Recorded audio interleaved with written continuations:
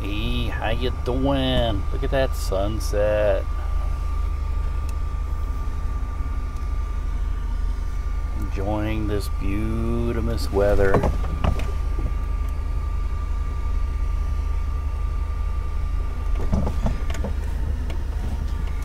I'm getting ready to go out and have some coffee.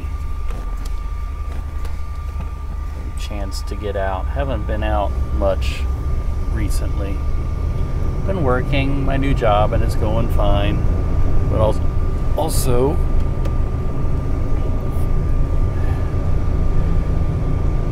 because of my leg and my situation, I haven't been able to make it out as much. Not as mobile. Been trying, but there's not a lot I can do that I used to do, like walking the dogs, at least until I can put some weight on this leg. I feel like I can put weight on the leg now, but I have doctor's orders not to, so I have to respect that.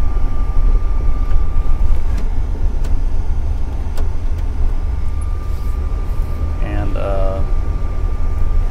try not to do too much now, or I will end up paying later and lengthening my recovery time, and nobody wants that. But the weather's been so crummy all the way through March and April that this last weekend in April is like the first weekend everybody has just come out and done things and not had their stuff interrupted. Today was a beautiful day. Everybody was out shopping. The AIDS Walk today was going on. Jefferson Highway Association was having their meeting up in St. Joseph. Unfortunately, I wanted to make that, and I couldn't. 2 of the days is because I was working, and then today it was just because, again, my leg and everything, and I'm just recovering, and there will be another time, I guess. It's not that I intended to, or I wasn't trying to make it, I just couldn't.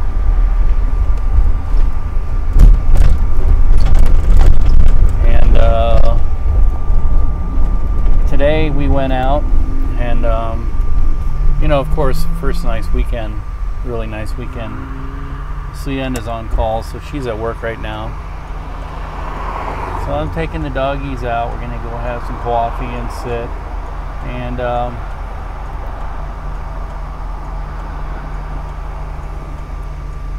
I got a new editing app, piece of software, and I shoot and edit almost everything now in my phone.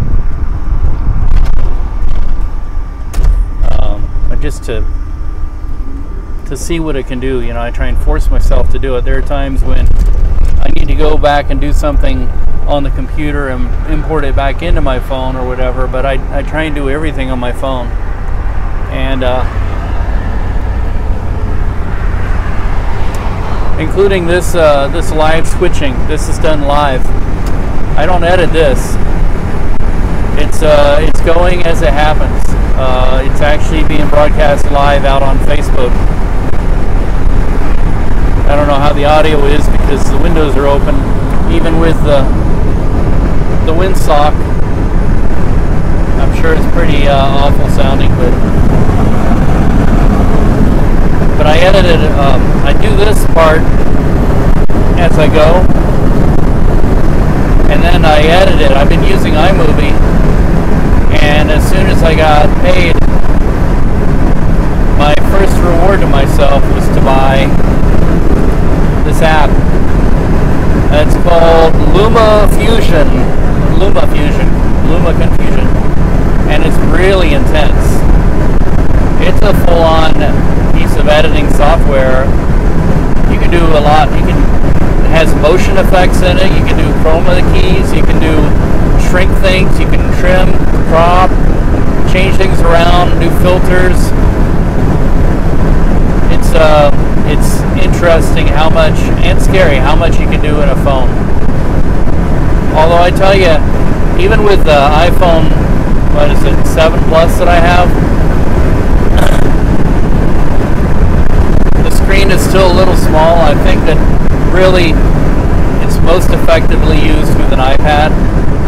And so I'm going to use an iPad eventually. I'm going to get one. Because I'm using this switcher program. You can use the iPad as a controller as well as another camera source. And I hope to get the iPad, another iPhone SE, this one, and the SE that I use is you're seeing the dash camera from. And I'll have 4 sources, and then maybe when my wife retires our old phone, an iPhone 6 Plus, maybe they use that one as a source as well. And go after the business. Every year I say I'd like to go out and do the AIDS walk. You know, their stage presentations, their speeches, musical performance, you know, just to document the event. That thing has been going on, I think, since 1988.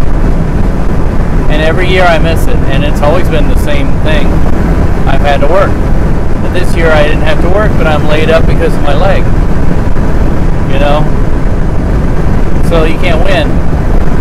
So it's another one of those, maybe next year, maybe next time. And that's what I plan on doing with the Switcher program, is going out and documenting, live streaming events. You know, basically what I've always done is just technology has caught up to the point that it's not like when I first started in 1989, you know, when we go grab 2 cameras out of the student cable network and record it on VHS tape and then splice it together using an editing method called editing by changing the editing modes, which was a way of syncing up your play tape and your record tape and then hitting the doing an insert edit and then hitting the video button when you saw something. It's a very haphazard way of doing it, but it kind of acted like a little bit of a live switcher, and you did it that way because editing the other way took too much time. You have to try and edit, change each endpoint. Crazy.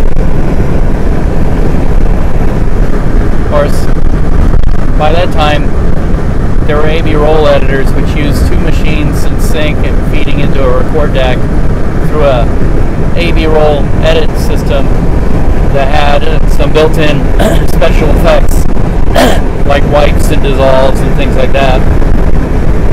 But it was a lot more complicated than just having 2 edit decks and a record deck at first, because you had to have everything synced up, and then you had to have a sync generator, and then you had to have each deck hooked to a time-based corrector to change